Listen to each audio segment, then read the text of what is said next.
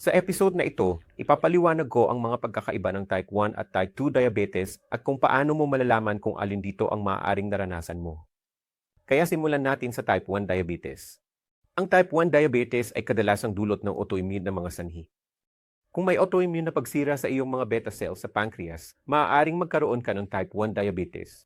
Karaniwan itong nangyayari sa mga bata o mas batang edad, pero pati mga matatanda ay maaaring magkaroon nito. Ang paggamot para sa type 1 diabetes ay wala ng iba kundi insulin lang sa ngayon. Tingnan natin ang type 2 diabetes. Ang type 2 diabetes ay karaniwang nangyayari sa matatanda, bagamat maaari rin itong mangyari sa mas batang adults at pati na rin sa mga bata. Ang type 2 diabetes ay dulot ng labis na timbang, lahi at mga problema sa pamumuhay at insulin resistance.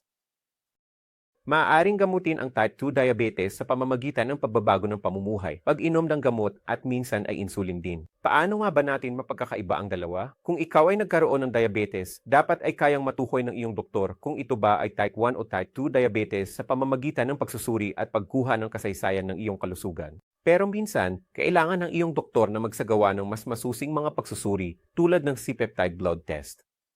Maari rin siyang mag-request ng ilang autoantibody tests, gaya ng GC antibodies at islet cell antibodies, para matukoy kung ito ay type 1 o type 2 diabetes. Kaya makipag-usap ka sa iyong doktor tungkol dito. Mag-ingat ka